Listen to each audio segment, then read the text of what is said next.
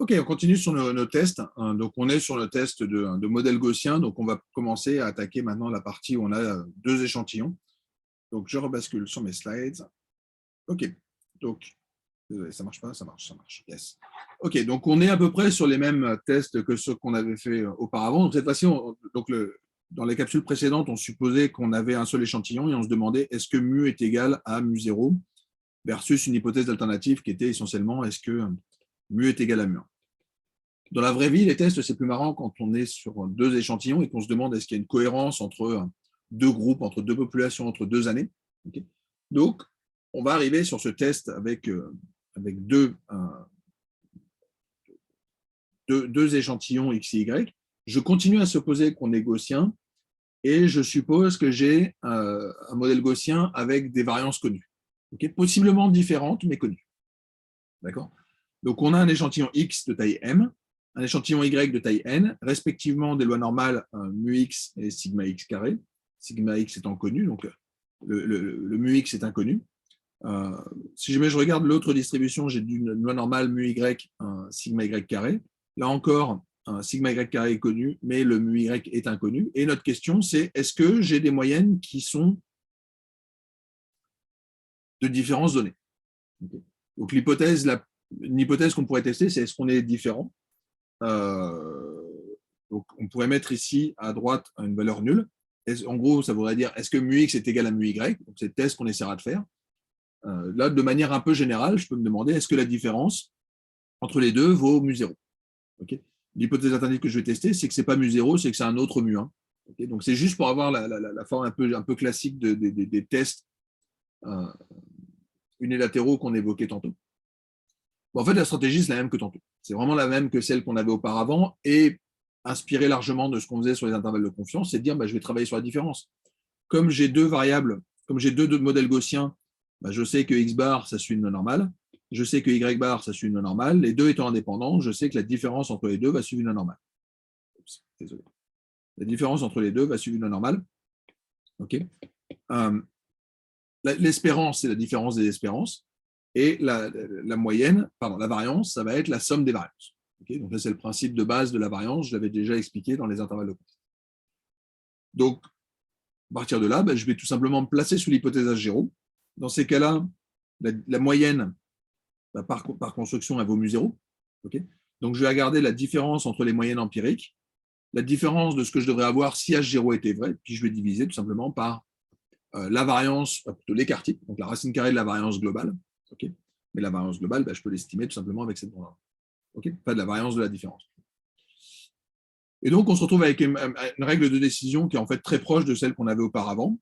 C'est de dire, si jamais on veut savoir si jamais la différence entre les deux a augmenté, donc si mu1 est plus grand que mu0, dans ces cas-là, on va rejeter si jamais ma statistique de test est trop grande. Okay.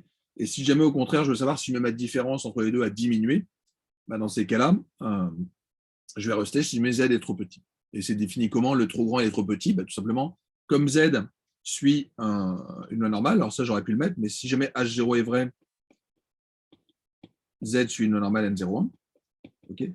Et donc, mes grands et petits sont définis à partir des quantiles de loi normale. Donc, respectivement, niveau 1 moins alpha et alpha. Okay. Donc, finalement, on est revenu sur des choses qu'on savait faire. Alors, je peux le faire sur des simulations. Okay. Donc, par exemple, supposons que je génère deux échantillons. Une loi normale centrée sur 0 avec un écart type de 0,5 et une autre loi normale qui est centrée sur 0 avec un écart type de 1,5. Okay. Donc, je génère mon X et je génère mon Y avec respectivement 20 et 30 observations.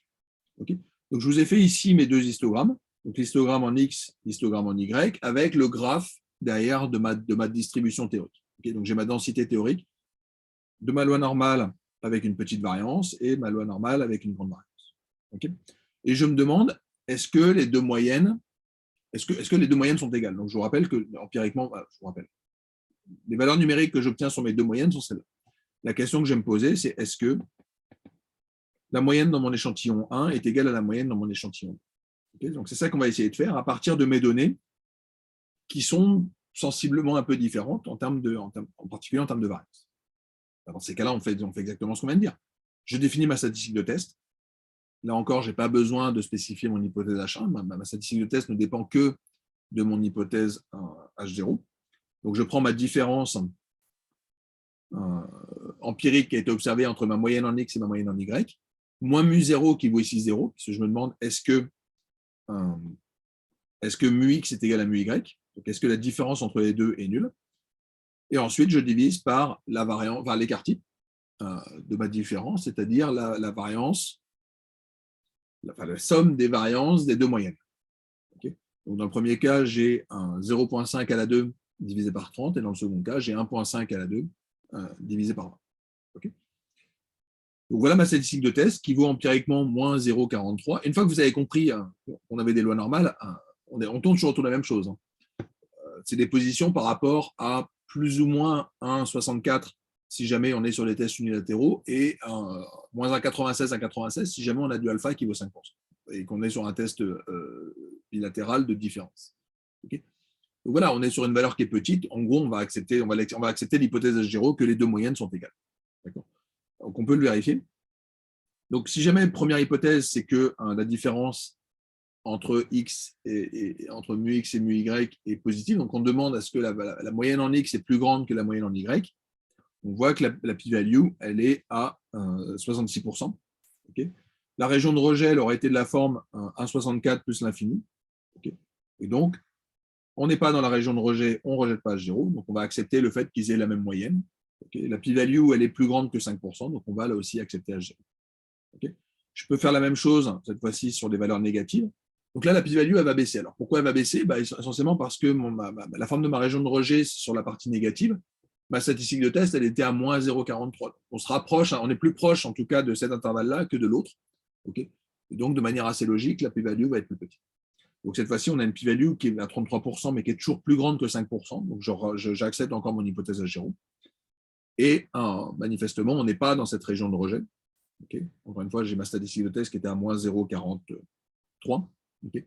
Donc, je ne suis pas dans cette région de rejet qui était les valeurs plus petites que moins 1,645. Je peux aller un tout petit peu plus loin pour regarder le cas bilatéral. Okay.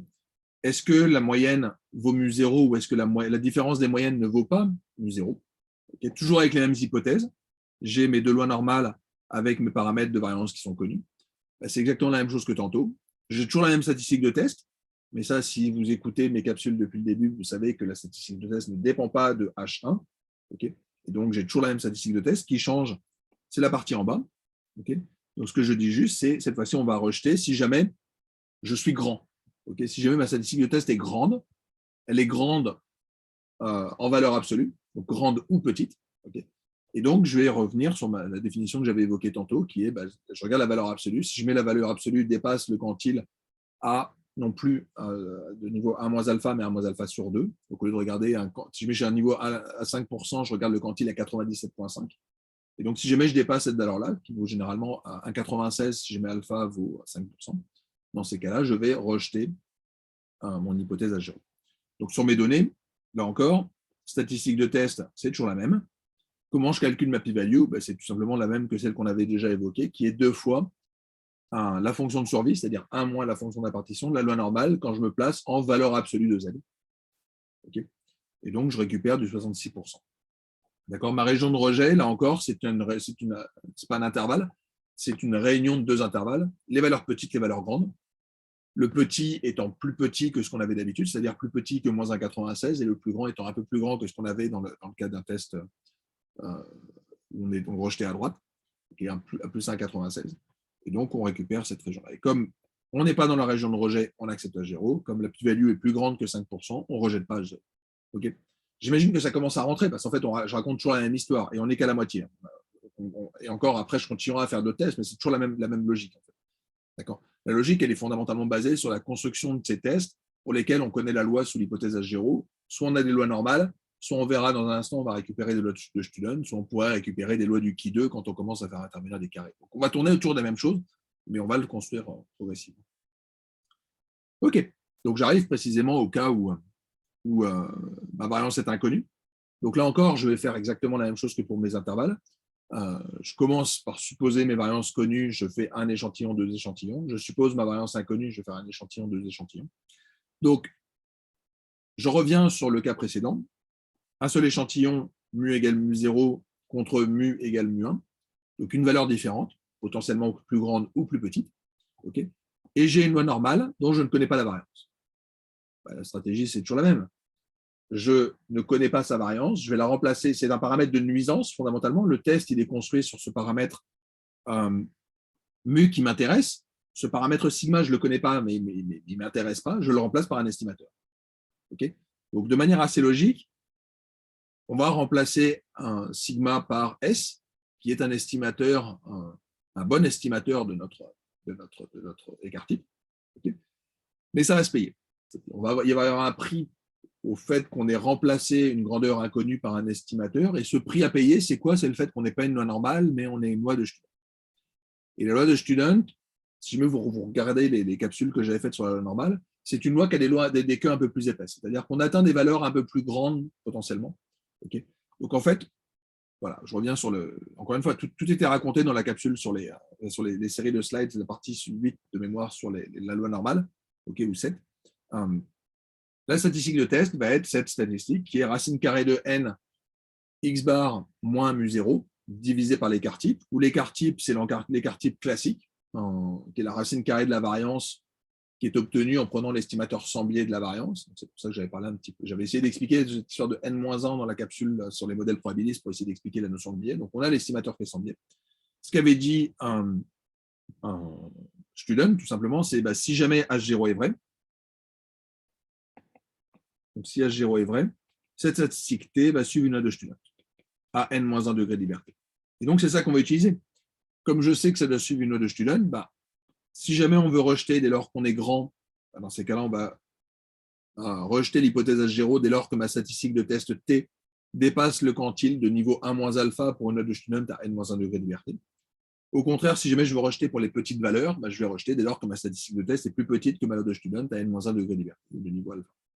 Okay, donc, c'est juste du bon sens. Okay, c'est juste que j'ai quelque chose de plus général parce que je ne suis plus obligé de connaître ma variance, ce qui était une hypothèse un peu ridicule, mais de l'autre côté, ça permettait de construire un test. Et c'est toujours la même chose en fait en statistique. On va commencer par des choses pas forcément vraisemblables, mais qui permettent de comprendre la logique, et ensuite, on les améliore pour les rendre utilisables. Donc, je peux revenir sur mon petit échantillon gaussien que j'avais généré. On avait généré 30 observations suivant une loi N01. Sauf que là, je ne connais plus la variance. Okay, donc, on ne sait pas exactement que c'est une loi normale. On sait qu'on a généré une loi normale avec une certaine moyenne mu et je ne connais pas ma variance. Donc, tout à l'heure, j'avais dit que c'était 1, là, je ne sais pas ce que c'est. Donc, je vais remplacer cette grandeur-là par son écart type. Okay, et le mu, je vais tester pour savoir si ça peut être 0.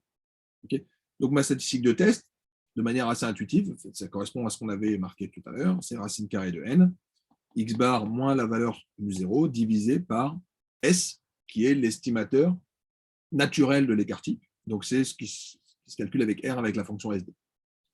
Okay, donc, on voit une statistique de test qui est finalement pas très éloignée de notre statistique auparavant, mais c'est logique. Je veux dire, on a juste remplacé l'écart type connu qui valait 1 par son estimateur qui ne doit sûrement pas être trop loin de 1 parce que voilà, c'est le principe de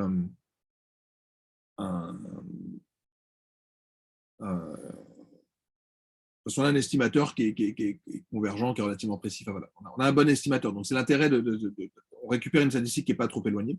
Okay, donc, le prix à payer pour remplacer par un estimateur ne sera pas trop important. Et donc, j'ai ma statistique de test. Okay, donc, on veut tester mu0 contre un mu qui était plus petit que 0. Donc, ma statistique de test, elle a été calculée uniquement sur la base de mu0. Là, on a besoin de construire notre région de rejet. Okay, alors, je vais le faire à l'envers cette fois-ci. Comme on veut rejeter sur les valeurs, plutôt comme on veut tester, est-ce que l'hypothèse alternative, c'est que la moyenne soit plus petite que 0. Donc, on va rejeter dès lors qu'on est sur une valeur petite. Okay, donc, je vais aller chercher mon quantile à 5%, okay, qui va être le quantile, encore une fois, à gauche. Okay, donc, je vous rappelle que si jamais j'avais connu ma variance, la borne 1K était à moins 1, 645. Là, on ne connaît pas sigma, donc on remplace la loi normale par une loi de Student à n-1 degré de liberté, c'est-à-dire 29. Dans ces cas-là, on est plus sur 1, 645, mais moins 1,7. D'accord ? Donc, on a une région de rejet. Alors, je vais juste le faire sur un petit dessin. Historiquement, c'était si sigma est égal à 1, on était sur une région de rejet qui était ici. Là, on va être un tout petit peu différent, tout simplement parce qu'on a remplacé sigma par sigma chapeau, par S. Okay. Et donc, ma région de rejet va être ma région d'acceptation va être un tout petit peu plus grande. On va avoir un petit peu plus de tolérance, pour faire simple, parce qu'on pourrait se tromper un petit peu plus sur. On a un peu plus de variabilité sur l'estimation de l'écart. Okay. Donc, on a cette petite différence ici, qui est la différence entre ce moins 1,7 et ce moins 1,645 qu'on avait obtenu tout à l'heure. Mais la conclusion est la même. Alors, je vais le faire sur la p-value. La p-value, c'est basé sur la probabilité que une note de student à n-1 degré de liberté soit plus petite que ma statistique de test observée, okay, qui valait ici 0,48. Okay. Et donc, ça vaut à peu près 70%. Donc, la p-value est plus grande que 5%, donc on accepte H0. La statistique de test n'est pas dans la région de rejet, donc on accepte H0. Et donc, là encore, on a une certaine forme de cohérence. OK. On aurait pu calculer notre intervalle de confiance, d'ailleurs, pour voir un petit peu où se trouvait notre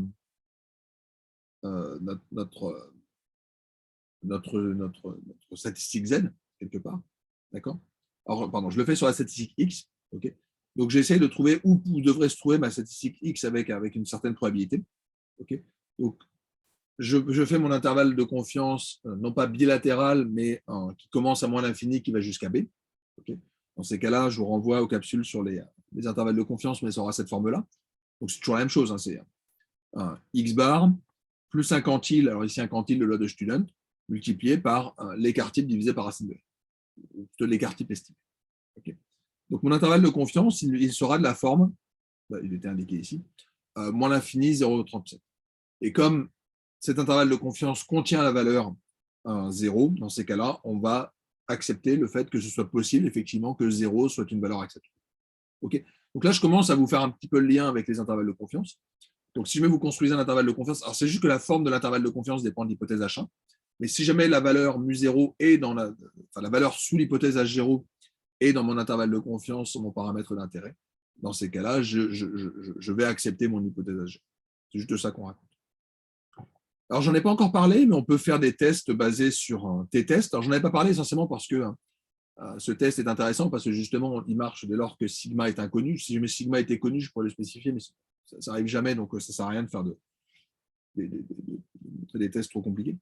Et donc, je peux tester effectivement, donc je lui donne mon échantillon.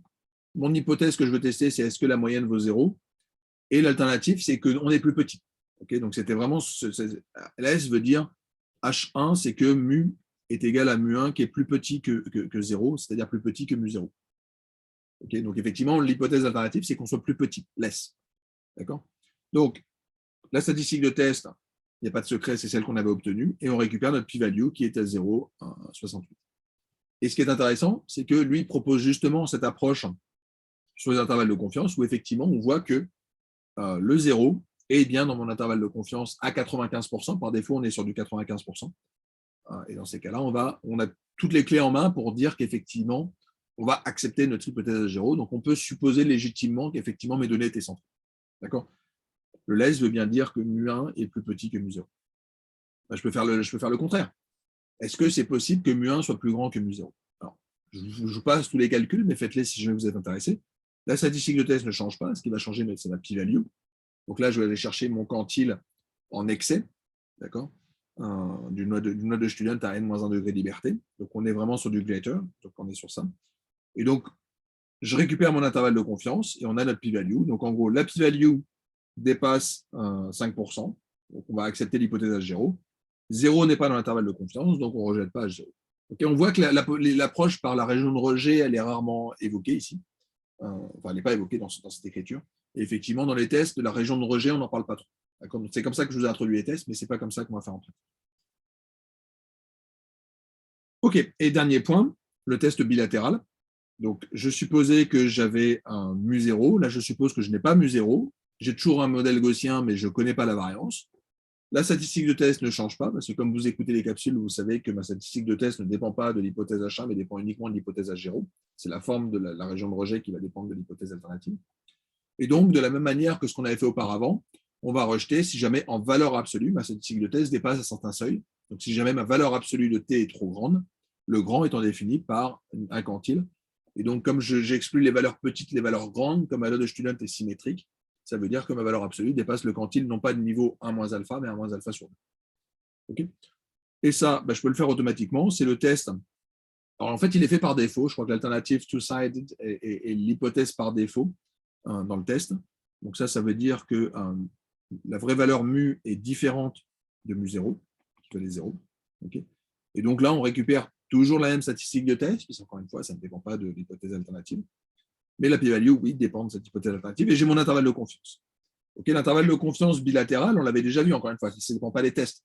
Ça dépend vraiment ça dépend, enfin, c'était la section précédente du cours. C'est la construction des intervalles de confiance. Okay, je suis sur un intervalle de confiance bilatéral, donc je me centre sur la moyenne. Je fais plus ou moins 2 fois mon quantile de ma loi de student à n-1 degré de liberté de niveau 1 moins alpha sur 2. Et je multiplie par l'écart type divisé par racine de l. Okay, donc mon intervalle de confiance contient la valeur 0. Okay, donc il est fort possible, effectivement, que 0 soit la vraie valeur de ma moyenne.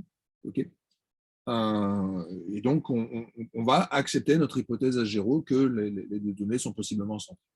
D'accord ? Donc, on s'aperçoit que notre 1,96, il a changé un tout petit peu, il est un peu plus grand. Donc, c'est vraiment l'idée que mon intervalle est un peu plus grand quand on rajoute de l'incertitude en ne connaissant pas l'écart type, puisqu'au lieu d'être à 1,96, on est à 2,04 avec 30 observations.